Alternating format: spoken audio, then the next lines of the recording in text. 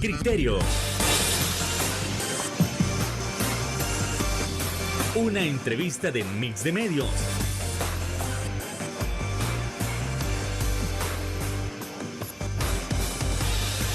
Que aborda frontalmente los problemas de El Salvador con los verdaderos protagonistas y plantea soluciones.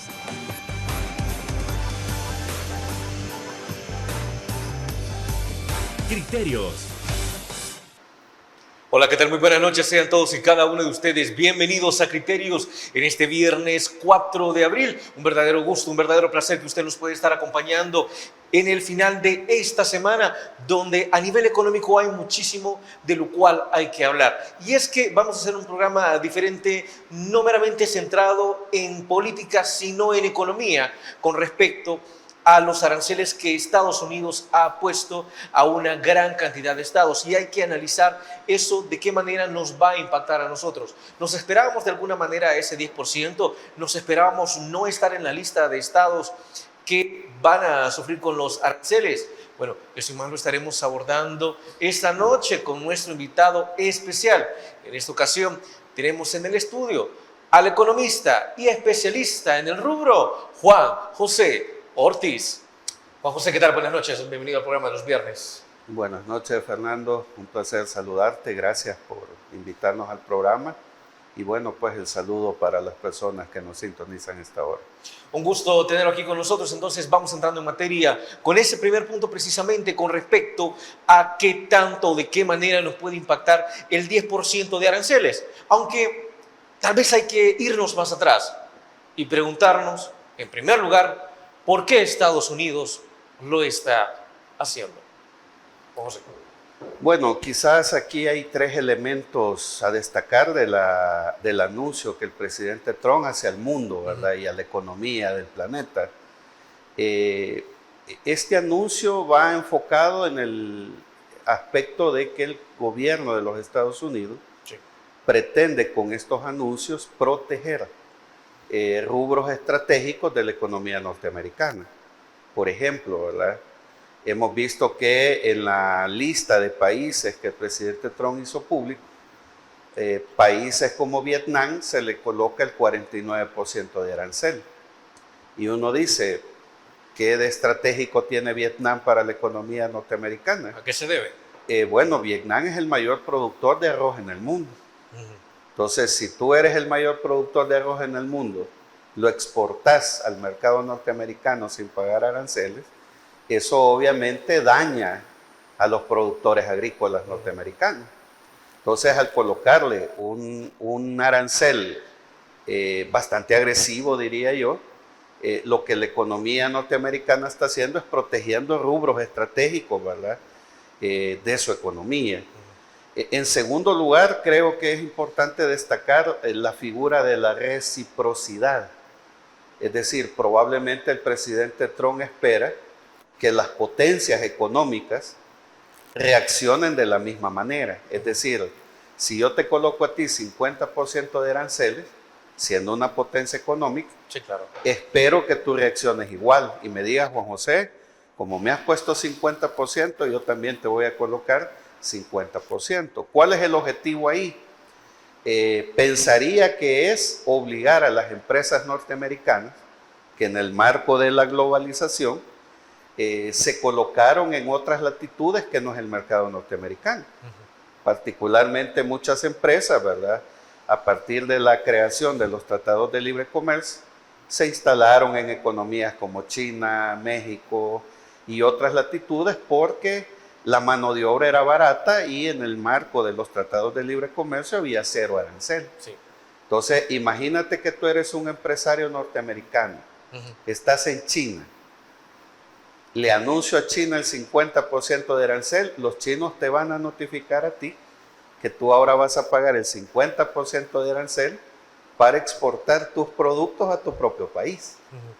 Entonces, ¿qué pretende el presidente Trump con esto? Motivarte a que regreses a territorio norteamericano, que produzcas en territorio norteamericano, que generes empleo y por tanto dinamizar, ¿verdad?, la endeble economía norteamericana.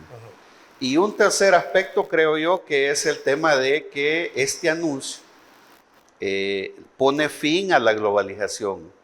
Es decir, el presidente Trump tiene claro de que en la balanza comercial de los Estados Unidos es negativa. Es decir, Estados Unidos importa más productos de otros países a su mercado que las exportaciones de Estados Unidos al mundo. Sí. Entonces, al ser la balanza comercial negativa con el agravante que no se pagan aranceles por un tratado de libre comercio, la colocación de estos aranceles le permite al fisco norteamericano recaudar impuestos que sirven para dinamizar la economía norteamericana. Entonces, cuando yo hablo del fin de la globalización, es porque precisamente, ¿verdad?, los tratados de libre comercio fueron la punta de lanza de lo que en un determinado momento se llamó el consenso de Washington. Apertura económica, cero aranceles, tratados de libre comercio, que si bien nacieron de la economía norteamericana, hoy el presidente Trump se ha dado cuenta que esas medidas no están favoreciendo a la economía norteamericana. Entonces, a ver, esto también alguien podría preguntarse a nivel de relaciones internacionales si tiene que ver con frenar el intento de Estados Unidos de ser superado por China. Probablemente. Yo pensaría, ¿verdad?, que la economía china es la maquinaria económica que más producto manda al mercado norteamericano. Y como te digo, en el marco de un tratado de libre comercio, tú exportas productos chinos de bajo costo por la mano de obra en la fabricación de bienes y servicios, lo introduces al mercado gringo con cero aranceles y eso golpea a la industria de Estados Unidos. Entonces pensaría, ¿verdad?, que esto tiene por objeto, como te digo, proteger rubros estratégicos de la economía norteamericana, un análisis de balanza comercial, es decir, colocar impuestos, ¿verdad? El arancel es eso, un impuesto al comercio internacional. Y lo tercero, como te digo, creo que el presidente Trump está mandando un anuncio, ¿verdad?, impensable, digámoslo así, tratándose de la primera potencia del mundo, donde dice, mire, la globalización ha finalizado y entonces yo voy a proteger mi economía y si para proteger mi economía tengo que impactar el mundo, lo voy a hacer. Pero esto no le creará a Estados Unidos más enemigos, Juan José. Bueno, eso es un poco complicado, ¿verdad? Ya de por sí la política exterior norteamericana genera muchas enemistades, digámoslo así, ¿verdad? Los gringos siempre han estado en todos los problemas del mundo. Y los estados que históricamente han sido aliados de Estados Unidos, Juan José, como por ejemplo Canadá. Vaya, fíjate que por ejemplo, ¿verdad? Quizás aquí vamos a tratar de entender un poco por qué Donald Trump, aunque no lo ha dicho abiertamente, le está poniendo fin a la globalización. Cuando él anuncia que pretende anexar Canadá a territorio norteamericano, eso no es posible. Sí, claro. Sin embargo, hay que entender el mensaje. Con ese mensaje, Donald Trump está haciéndole una afrenta a la corona británica. Ahora, ¿por qué el mensaje a la corona británica? Porque la corona británica es uno de los pilares fundamentales de lo que yo llamo el Estado puro. Es decir, un sistema económico que ha gobernado el mundo por los siglos de los siglos. Entonces, te voy a decir algo que te puede parecer impensable en este momento. Yo creo que Donald Trump, Vladimir Putin y Xi Jinping, es decir, Estados Unidos, Rusia y China, están reacomodando el mundo, están construyendo un nuevo orden económico.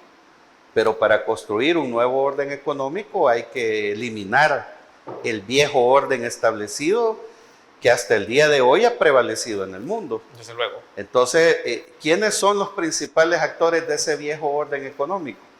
La corona británica, el Vaticano, los Rothschild, el grupo de Bilderberg, sí, Rockefeller, y hay una larga lista ahí, los judíos. Es decir, ese ha sido el orden económico preestablecido que ha habido por los siglos de los siglos hasta el día de hoy. Cuando Donald Trump hace este anuncio de aranceles para el mundo, pensaría yo que es el primer anuncio de varios que probablemente va a ser para desmoronar ese estado puro y ese orden económico que ha prevalecido a lo largo de la historia. Juan José, con esto nos vamos a ir a nuestra primera pausa comercial, pero al regresar hay que abordar ese punto sobre, bueno, si El Salvador se ha vuelto tan aliado de Estados Unidos, se supondría que no deberíamos tener ese 10%. Bueno, a fin de cuentas, ¿cómo nos va a impactar? Eso tras la pausa comercial.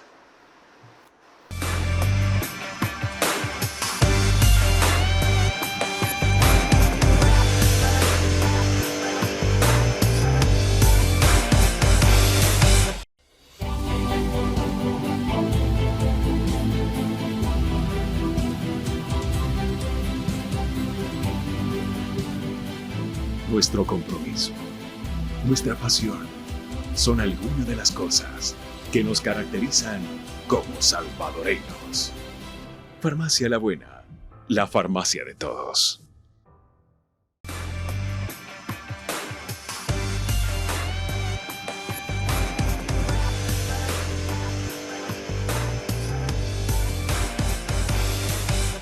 Muchísimas gracias por continuar con nosotros. Y es que así como lo ha establecido el presidente Donald Trump, hay aranceles para una gran cantidad de países y estos varían en función de lo que producen como tal.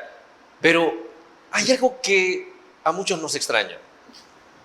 ¿Por qué a El Salvador se le impone el 10% de aranceles? Si las relaciones con Estados Unidos han mejorado muchísimo y próximamente el presidente Nayib Bukele visitará al presidente Donald Trump, ¿se supondría que deberíamos tener aranceles? ¿O cuál es la causa de ello?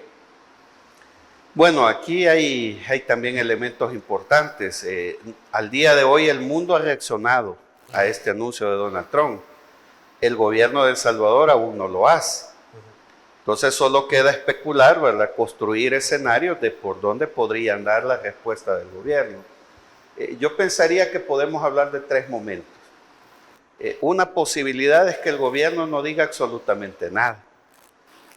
Si bien el anuncio es estrictamente económico, hay variables políticas en este momento, en la dinámica salvadoreña, que pueden generar que el gobierno no diga absolutamente nada sobre el tema de aumentar el 10% de los aranceles. Por ejemplo, la mayoría de salvadoreños todavía estamos asimilando, analizando, diría yo, este fenómeno de que el gobierno de los Estados Unidos nos está mandando migrantes, ¿verdad? Sí. En situación ilegal, particularmente venezolanos al país. Entonces pensaría que estas variables políticas, ¿verdad?, que en este momento están en el escenario, podrían ser una condicionante para que al día de hoy el presidente Bukele no se pronuncie. También está próxima, como tú has mencionado, la visita el 14, ¿verdad? Entonces habría que esperar, ¿verdad?, cuál va a ser la postura del gobierno. Un segundo escenario podría ser la reciprocidad. Es decir, en el mundo comercial decir, bueno, si el mercado norteamericano me coloca 10% de aranceles a mis exportaciones, pues yo voy a hacer lo mismo. Y aquí nuevamente viene el análisis de la balanza comercial, es decir, la diferencia entre las exportaciones y las importaciones. Nosotros, nuestra balanza comercial es negativa, es decir, importamos más del mercado norteamericano de lo que nosotros exportamos hacia ellos. Entonces, la lógica me indica a mí que si yo traigo más productos de Estados Unidos a El Salvador, le coloco un 10% de arancel en la reciprocidad y eso le permitiría al Ministerio de Hacienda captar recursos que en este momento vaya que los necesita El Salvador urgentemente. Y el último escenario es un tema un poco más complejo, habría que ver la visita que va a hacer el gobierno salvadoreño, es el Tratado de Libre Comercio. Sí. En el Tratado de Libre Comercio entre Centroamérica y El Salvador hay una cláusula que establece que cuando una de las dos partes ya no quiera continuar con el tratado, pues se le informa a la otra parte y se da por terminado el tratado. Juan José, pero entonces estamos hablando de que el Tratado de Libre Comercio queda sin vigencia. Bueno, es que eso es lo interesante, como no conocemos la postura del gobierno salvadoreño, todo parece indicar que unilateralmente con este anuncio el presidente Trump está diciendo rompo el Tratado de Libre Comercio. Queda sin efecto. Queda sin efecto. Ahora habría que ver cuál es la respuesta. Y aquí hay un tecnicismo, ¿verdad?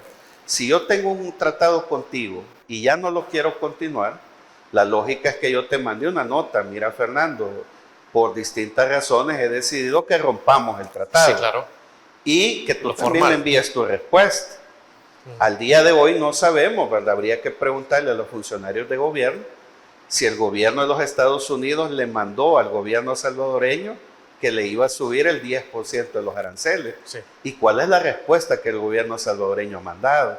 Ahora, si eso no se dio, como te digo, todo parece indicar que de manera unilateral el gobierno de los Estados Unidos está rompiendo, como te decía, con la globalización, donde los tratados de libre comercio fueron la piedra angular de esa globalización. Ahora, si estamos hablando de una situación recíproca, a todos los estados a quienes se les ha impuesto aranceles, les conviene de igual manera establecerle aranceles a Estados Unidos. ¿Quiénes salen más perjudicados acá? ¿Ellos mismos o de una manera Estados Unidos? Bueno, eso depende de la escala de la potencia económica que tú seas. Por ejemplo, El Salvador no es un socio internacional y comercial estratégico para los Estados Unidos. En cambio, el gobierno y el mercado norteamericano para nosotros sí lo es. Cerca entre el 40, 50 y en algunos picos ha podido llegar las exportaciones hasta un 60% de nuestros productos al mercado norteamericano. Y el otro 40% pues se distribuye entre Centroamérica, China y otros países con los que tenemos tratado. Pero ¿cuánto pesa los productos salvadoreños en la economía gringa? Absolutamente nada. Entonces, a eso se debe que el presidente Trump decide solamente colocarle a El Salvador el 10%. Todo lo contrario a China. A China le colocó el 50%. ¿Por qué? Porque la industria y la economía china sí tiene la capacidad hasta para desmoronar la economía norteamericana. Entonces, en buen salvadoreño, pues, a un tigre hay que amarrarlo, ¿verdad? Y a un conejito, pues, hay que dejarlo que salga. Entonces, la escala que el presidente Trump hizo pública tiene que ver con eso. Sí. La economía china es la única que tiene la capacidad instalada para golpear la economía norteamericana. Pero creer que nuestras exportaciones van a provocar una debacle en el mercado norteamericano, no, entonces por eso nos han colocado el 10%. Es decir, con eso se desmorona la idea de aquellos, y es que también pude ver algunos comentarios a través de la red social X, donde se mencionaba, mire, si Estados Unidos nos coloca el 10%, pues nosotros también coloquémosle el 10%, es más, hasta 15 o 20% para golpear también y afectar su economía. A Estados Unidos no le importa en lo absoluto el porcentaje que nosotros le regresamos. Claro, ahora, obviamente para nosotros sí va a haber un impacto. Sí. En el Tratado de Libre Comercio, yo en aquel entonces, cuando se firmó, era estudiante todavía, si mal no recuerdo, casi el 99% de los productos salvadoreños quedaron exentos de arancel. Sí. Ahora, con este anuncio, todos esos productos van a tener que pagar el 10%. Entonces, sí van a haber impactos para nosotros, pero no para la economía norteamericana. En cambio, al revés, sí hay una nueva dinámica. Si aquí que no es norteamericano en este país, hasta lo que comemos ya es norteamericano. Entonces yo fácilmente puedo tomar la decisión de colocar 10, 15 o 20% de arancel, y esos son ingresos que van para el fisco, para el funcionamiento del aparato de Estado. Entonces, si yo fuera el presidente de la República, ya hubiera reaccionado como lo ha hecho el mundo, ¿verdad? En el marco de la reciprocidad, diciéndole al gobierno de Estados Unidos, ustedes me van a pagar el 10, el 15 o el 20% de arancel. José, se sabe que nuestra economía es la mejor, no es la mejor. ¿De qué manera o cuál va a ser el impacto que nosotros vamos a tener con ese 10% de aranceles? Hablando de que nosotros sí dependemos muchísimo de Estados Unidos. Estamos esperando una subida de los precios de una gran cantidad de productos. Bueno, podría ocurrir. Es decir, tú como empresario que exportas al mercado norteamericano vas a tener que evaluar ese costo adicional de que vas a tener que pagar un 10% para introducir tus productos al mercado norteamericano.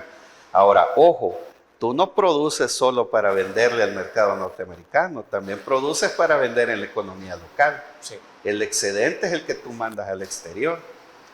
Entonces, si yo le aumento 10% al costo al producto en Estados Unidos, Dado que en El Salvador no existen mecanismos para regular precios, nada va a evitar que tú como empresario quieras valerte de eso y también el producto que vendes aquí pueda subir una variación de precio. Ok, entonces ya con esto, Juan José, vamos a irnos a la siguiente pausa comercial. Ya hablamos sobre por qué Estados Unidos está estableciendo aranceles, por qué es que a nosotros se nos ha impuesto el 10%, pero hay otros asuntos que hablar en materia económica, como por ejemplo, si en verdad nos queremos recuperar, quitarle el derecho a las alcaldías de administrar sus mercados será una de las mejores formas. Bueno, eso tras la pausa comercial.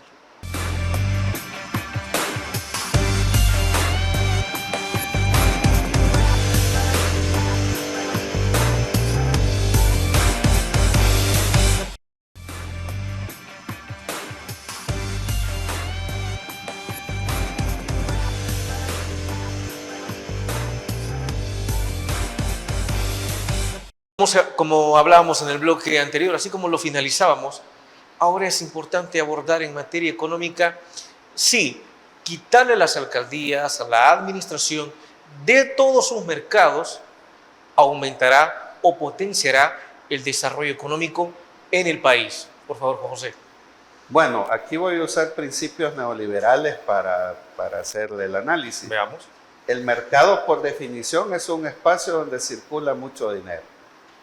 Sí. Y todo parece indicar, por la lógica que hemos visto del comportamiento de este gobierno, que todo lo que huele a dinero es un negocio. Y al ser un negocio, pues parece ser que al gobierno le interesa centralizar o en su defecto privatizarlo, cederlo a socios estratégicos que en este momento, ¿verdad?, podríamos decir que cogobiernan con el presidente Bukele. Entonces, esta propuesta, ¿verdad?, tiene varias aristas. Yo no soy abogado, pues, pero quitarle la administración de los mercados municipales a los gobiernos locales va a requerir de una reforma constitucional. Obviamente, pues, Nuevas Ideas tiene el control del Congreso y lo puede hacer. Sí, claro. Pero creo que no va a ser tan inmediato, pues, es decir, hay que hacer previamente la reforma para luego introducir el anteproyecto que ya se encuentra en el Congreso y aprobar, ¿verdad?, que ahora la administración municipal va a quedar centralizada en el gobierno, pero yo tengo serias dudas de la capacidad y de la eficiencia y la eficacia del Estado, porque está concentrando todo. Ya les quitó la basura, ya le quitó ciertas tasas municipales, amenazando a ciertos alcaldes que si no retroceden los van a ir a denunciar a la fiscalía. Hoy van los mercados. Entonces uno se pregunta realmente qué le va a quedar a una municipalidad para hacerle frente a las múltiples necesidades, ¿verdad?, que las comunidades, las ADESCOs le exigen día a día a una municipalidad resolver problemas. Ahora, Juan José, tal vez nos podríamos estar metiendo en otro asunto, pero realmente va vinculado.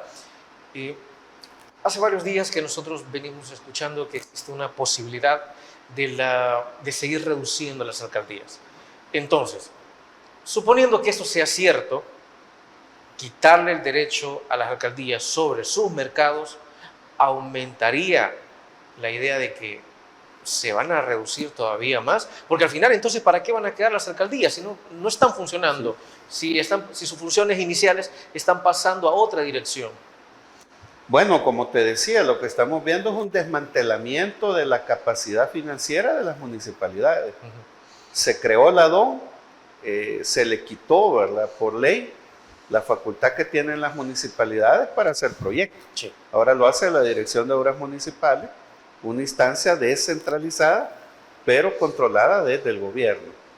Si finalmente se le quita la facultad de administrar mercados, también ese es un ingreso importante para las municipalidades. Bueno, ¿y de dónde van a conseguir impuestos entonces? Es que por eso viene el concepto de lo que te decía. Para el mercado todo lo que es dinero es negocio. No le está quitando a las alcaldías otorgar partidas de nacimiento y cosas que no son un negocio. Claro, pero de repente si yo le digo, mire, venga a cambiarme el foco, de donde la alcaldía tiene más excusas para decir, pero sí, mire, no podemos hacer nada. Por la DON no hacemos nada, no tenemos FODES, no podemos agarrar tasas de los mercados. ¿Y de dónde saca plata entonces? Es que por eso, mira, hay 3 rubros estratégicos para las municipalidades. El cobro por el manejo de la basura, ya se lo quitaron. Sí. Obra Eso, municipal, adiós. ya se la quitaron. Adiós. Les quitaron el FODES y ahora les van a quitar el espacio que por definición es el lugar donde circula dinero, el mercado. Entonces uno dice, bueno, si yo quiero ser alcalde y quiero hacer obras, ¿qué es lo que me va a venir quedando? Juan José, faltan 2 años para las próximas elecciones, suponiendo que vayan a haber elecciones. ¿Qué va a pasar entonces en estos 2 años económicamente? ¿Vamos a ahogar a las alcaldías financieramente? Bueno, ¿Va a crecer el descontento de la gente? ya están abogadas, ¿verdad? Como Bueno, te más. digo, desde hace más de un año el FODES se eliminó. Sí, está bastante. Claro, para las municipalidades grandes, ¿verdad? Que no pasan de 8 o 10 municipalidades, el FODES no era clave, pero para el resto de territorios sí, pues porque la capacidad de tributación que tiene un territorio pequeño, hemos sabido pues de municipalidades donde a duras penas alcanza para pagar al personal de la alcaldía. Entonces ahí el FODES era clave para hacer obra, para comprar camiones de basura, satisfacer a la gente con la recolección, pero ahora todo eso está quedando en manos del gobierno. Entonces parecería que la basura, el mercado y las obras municipales, las 3 cosas son un negocio de muchos millones de dinero, y entonces los concentro, los centralizo, y si finalmente no los puedo ejecutar, pues te digo, Fernando, sos mi socio estratégico, vamos a privatizar mercados y te lo transfiero a ti, ¿verdad? Pero hablando de privatizar mercados, ¿eso no implicaría también la subida de precios de una gran cantidad de Por productos? supuesto, definitivamente. Y si a nosotros no nos suben el salario mínimo, ¿cómo vamos a estar sobreviviendo entonces? Bueno, es que mira, aquí hay cosas importantes que a lo mejor por el tiempo no va a quedar para el análisis. El 31 de marzo era el último día que tenía el Banco Central de Reserva para presentar el informe del desempeño de la economía de todo el 2024. ¿Y cómo salimos? Sorpresivamente se colocan los datos, pero ahora no se hizo un evento, no se dio una conferencia de prensa, el informe todavía no es público. ¿Salimos mal? Pues según el dato que está en el Banco Central de Reserva, no. Y ahí viene lo extraño. Según el comportamiento del gobierno, pues la economía creció 3.4. En realidad es un poco difícil creer con esto que estamos hablando. Sí. Es decir, estamos viendo que el último trimestre del 2024 se despiden a más de 11,000 empleados públicos. En el mes de agosto del año pasado debió haberse iniciado la discusión para incrementar el salario mínimo. Las apuestas estratégicas en materia económica del gobierno son un fracaso. El Bitcoin. Está abandonada la agricultura, se le quita presupuesto a salud, se le quita presupuesto a educación. Es decir, hay una serie de acontecimientos que cuesta creer que la economía creció en el 2024 3.4% del PIB. A mí lo que me lleva a pensar, ¿verdad? Y eso es lo lamentable de no tener el informe, pero lo que me lleva a pensar es que lo que ha habido es un proceso de alteración de cuentas, ¿verdad? Para hacerle creer a la población que la economía salvadoreña va a viento en popa, pero aún, supongamos que fuera 3.4, tú encuentras contradicciones. El gobierno decía que por primera vez en la historia se iba a presentar un presupuesto equilibrado, que es lo que hemos visto en la Asamblea Legislativa. El mismo comportamiento de hace 4 años, o sea, aprobando deuda y aprobando régimen de excepción. No se supone que ya no iba a haber deuda para este año. Lo absurdo, pues, tú prestas 1.357 millones, pero te sentís orgulloso de decir que tenés 550 millones en la Chihuahua. Esas son las contradicciones que nos llevan a pensar que ese dato que ha sido publicado sin ninguna explicación responde más a una alteración de las cifras macroeconómicas. Por tanto, como nosotros ya nos venimos acostumbrando a que esa información pues es clasificada, está en reserva, en resumen, no podemos afirmar que El Salvador ha mejorado en materia económica. En seguridad ya se sabe que sí, pero la gente ahorita lo que quiere es saber para dónde va el país en materia económica, saber si estamos cerca de que alguien alguien comience a decir ya oficialmente, mire, le vamos a subir el salario mínimo al 20% o algo? Bueno, mira, quizás es importante hablar de las cifras y revisarlas para hacer el análisis, pero yo quisiera quizás poner en el debate dos indicadores de cómo veo yo que está la economía y que sea pues la ciudadanía la que evalúe. Volvemos al tema del préstamo al Fondo Monetario. Es que tú prestas no porque tu economía está bien, tú prestas porque tienes serios problemas. Entonces, venir a presentar el logro la consecución de un préstamo como un logro de gobierno es totalmente absurdo. Si tú ya le debes en tu colonia a la señora a la izquierda, a la de la derecha, a la de adelante, a la de atrás, a la de arriba, a la de abajo, y de repente andas gritándole a los vecinos que les debes, que has obtenido un préstamo, eso no es un logro, pues. Pero le van a caer. Sí, pero quizás quisiera referirme a una lamentable situación que sucedió la semana anterior, que probablemente muchos salvadoreños hemos visto, pero ha pasado bastante desapercibido, que es una lamentable situación donde una adulta mayor, una señora, ¿verdad?, es detenida por personal de seguridad en un supermercado de este país, robando comida. Y entonces uno solo se puede hacer dos preguntas. Cuando tú miras a esta señora haciendo ese tipo de cosas, tú te preguntas si verdaderamente que hay un milagro económico o si esa es la realidad de cientos de miles de salvadoreños en el día a día en la economía salvadoreña. Más allá, ¿verdad?, que creo que es condenable y repudiable la forma en que fue expuesta esta señora, denigrada, ¿verdad?, su dignidad pisoteada. Yo no estoy diciendo que estoy a favor de lo que lamentablemente esta señora decidió, pero tampoco creo que eso le dé el derecho a una empresa o a los empleados de una empresa a denigrar la condición humana de una persona. Mira, era dantesco ver cómo le sacan una bolsa de carne de los pezones a la señora. Sí. No sé si era carne molida o era carne de pollo, pero ella dice, mire, tengo 4 nietos. ¿Y cuál es la respuesta del agente de seguridad, de la policía que está ahí? Yo tengo 6. O sea... pero el señor está trabajando. Sí, es increíble, como te digo, que una situación como esta ha pasado desapercibida en el análisis. Claro. Yo pensaría que lamentablemente lo que hemos visto en este supermercado probablemente es la realidad concreta de muchos hogares salvadoreños que cada día están teniendo dificultades para llevar alimento a sus hogares. Y que muy probablemente podrían incrementar. Vámonos a la siguiente pausa. Regresamos en Criterios.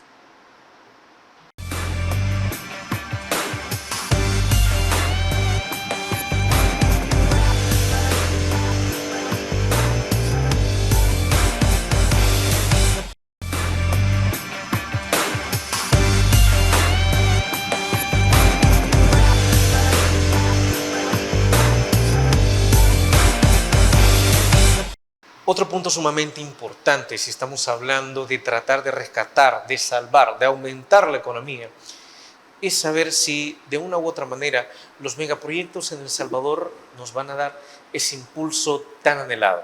A ver, podemos hablar del viaducto de Los Chorros, podemos hablar del megaaeropuerto del Pacífico y ahora también de la continuación de la construcción del estadio y de la apertura de Surf City 2. Siquiera esta apertura, Juan José, podría traer un significativo cambio o un leve cambio a nuestras finanzas. Bueno, digamos que desde que el gobierno Bukele se instaura al frente del Estado, ha sido una de sus apuestas estratégicas, ¿verdad? Yo visualizo como 2 grandes apuestas, ¿verdad? El Bitcoin y el turismo. Ahora, el Bitcoin yo te he señalado que es un total fracaso, ¿verdad? Tanto es así que ha tenido que echarse para atrás el gobierno para obtener un préstamo de emergencia. Sí.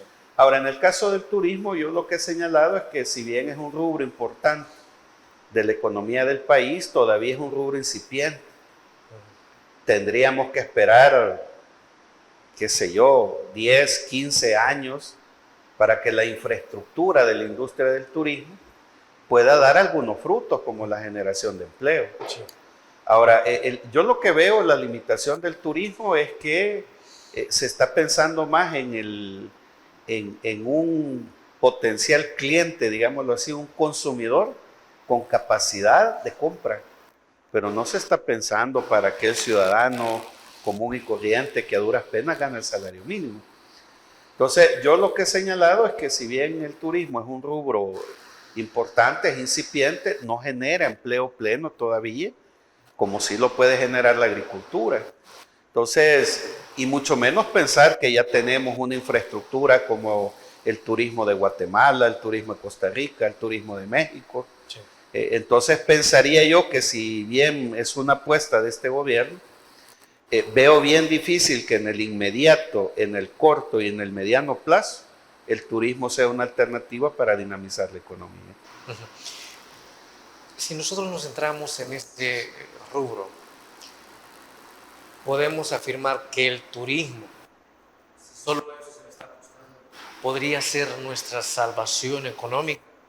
Y un turismo no enfocado precisamente en el disfrute de los salvadoreños, sino en el disfrute de los extranjeros. Bueno, es que yo creo que el problema que tiene este gobierno es que no tiene claridad de qué hacer. Es decir, no hace un diagnóstico correcto del país. Por ejemplo, ¿verdad? Este país es eminentemente agrícola. O sea, no hay que ser un gran analista para concluir eso. Sí. Entonces la pregunta es, si este país es eminentemente agrícola, ¿por qué la agricultura no es prioridad para este gobierno? Entonces, vuelvo a insistir, ¿verdad? En el discurso que daba el presidente ayer, uno escuchaba cosas un poco incoherentes, ¿verdad? Como por ejemplo, él decía, mire, la gente no quiere la minería, no quiere esto, no quiere lo otro, como dándonos a entender que el gobierno nos ha dado a los salvadoreños opciones nadie quiere nada. Y que nadie quiere nada, y que entonces los culpables somos nosotros. El El grave problema es que este gobierno al día de hoy no ha presentado un verdadero plan de reactivación de la economía. Y entonces lo que estamos viendo son actividades aisladas, incipientes, pero como te digo, diseñadas para un consumidor con capacidad de compra, pensadas más para un turismo internacional, no para que Juan José Ortiz vaya a Sol City 2, ¿verdad? Y se quede una semana en un hotel pagando $100, $150 el día. Pero, ¿qué ocurre cuando el presidente establece que, mire, con esto, con la apertura de South City 2 y el aumento del turismo, se va a beneficiar el dueño o la dueña del hotel, el dueño o la dueña del hostal, y ahí cerca pues venden minutas, también se beneficia el señor de las minutas? Estamos hablando de que se le está viendo potencial a esto. Bueno, yo sigo sosteniendo, ¿verdad?, que la industria del turismo es un rubro importante, pero sigue siendo incipiente. Desde el surgimiento de El Salvador como Estado, aquí, digamos, el poder económico le apostó más al tema agrícola, es decir, a los grandes hatos cafeteros, a las grandes haciendas, a las grandes producciones de grano en el país. Probablemente, vuelvo a insistir, ¿verdad?, para que el turismo pueda alcanzar la capacidad de generar empleo, pues van a pasar un par de años. Y el problema es que los salvadoreños ya no podemos seguir esperando.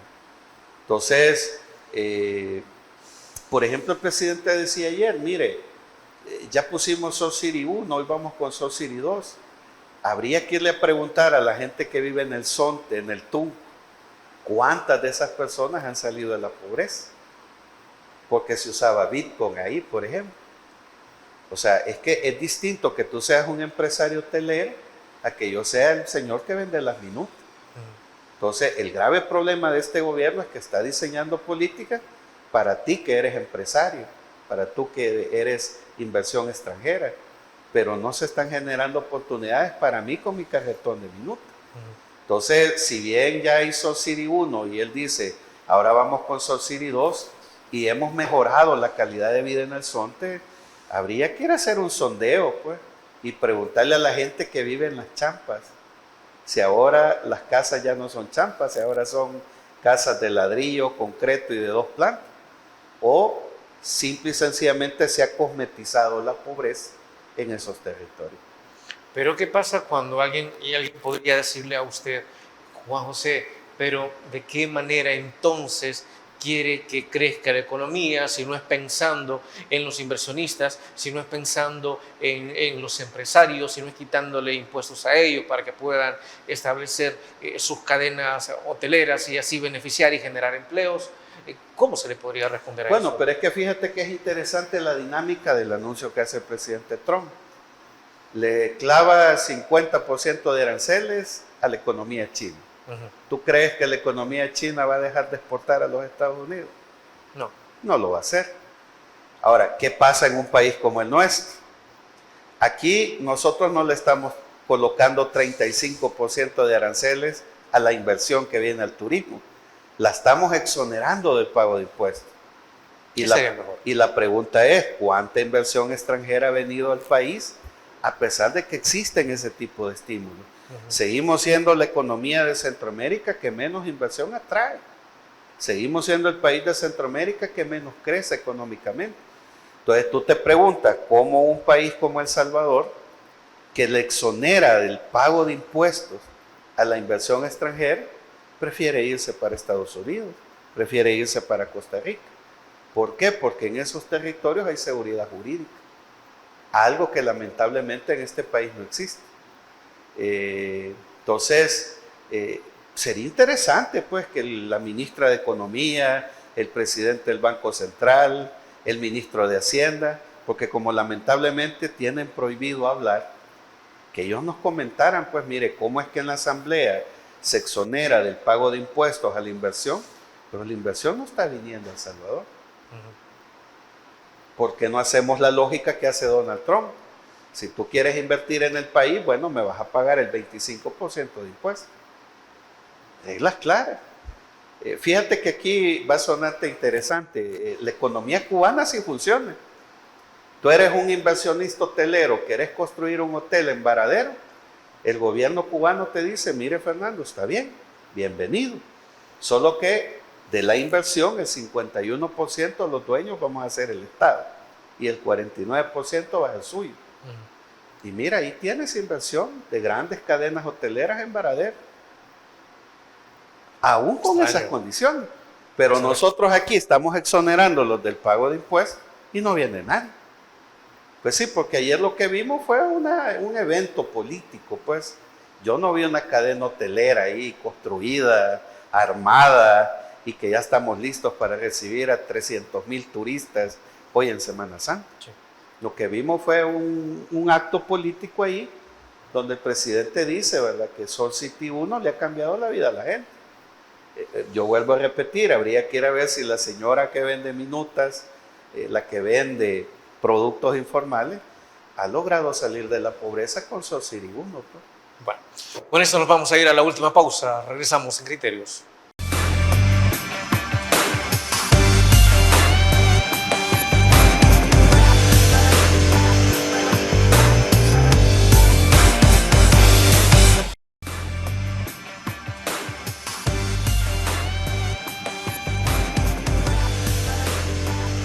Bueno, y es que a fin de cuentas, hablando de que a los empresarios o a los inversionistas se les exonera de impuestos, es también una vía para nuestro desarrollo económico convertirnos en un paraíso fiscal.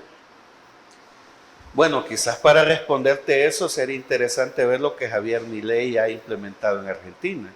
Veamos. En un intento de atraer inversión extranjera, Javier Milei dice, mire, traiga su dinero a Argentina, no importa si es producto de narcotráfico, de lavado de dinero, de actividades ilícitas. Sí. Usted tráigalo a Argentina, pero me lo va a dejar 3 años aquí.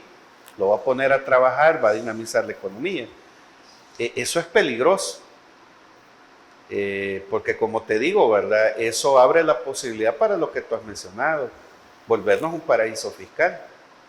En la medida que tú estás exonerando del 35% del pago de impuestos a la inversión extranjera en este país, eso abre la posibilidad para que el narcotráfico venga y lave dinero. El Bitcoin ha sido cuestionado como un mecanismo para lavar dinero. Entonces ya solo faltaría que el gobierno salvadoreño o el mismo Javier Milei diga que hay que legalizar la marihuana y hay que legalizar la droga. Sí, sí. Porque eso es un mercado que genera millones de dólares, que si la legalizás, pues obligás al narcotraficante a pagar impuestos y la actividad se vuelve lícita. Entonces hay que tener cuidado, pues, porque el mercado y el neoliberalismo en Argentina está planteando ese tipo de alternativas. Sería muy peligroso, más que ahora vemos al presidente Bukele muy cerca, digamos, del presidente argentino, ¿verdad? Entonces yo pensaría que ya que nos gusta mirar hacia Estados Unidos, miremos las decisiones que el presidente Trump está tomando. El presidente Trump está colocando aranceles para proteger su economía. Aquí en El Salvador estamos haciendo todo lo contrario, exonerando del pago de impuestos, sobre pretexto de traer inversión extranjera, pero seguimos siendo el país que menos inversión extranjera atrae en Centroamérica. Bueno, Juan José, se nos ha terminado el tiempo, no nos vamos sin agradecerles por todos sus criterios en torno a lo que en principio han sido los aranceles y a lo que está haciendo la situación de los mercados y otras medidas que, bueno, desde luego esperamos que de alguna manera, de algún milagro, esto pueda mejorar. Bueno, gracias Fernando y bueno, pues ahí estamos para cuando estimes pertinente volvernos a invitar y bueno, pues el saludo a las personas que nos han sintonizado a esta hora, ¿verdad? Y esta es su casa. Amigos y amigas televidentes, gracias por habernos sintonizado una vez más. Recuerden, el criterio más importante en todo aspecto lo tienen ustedes. Que descansen. Feliz noche. Criterio. Una entrevista de Mix de Medios.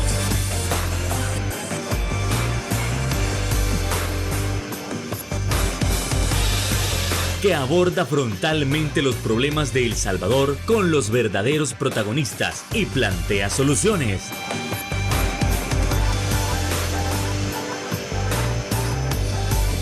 Criterios.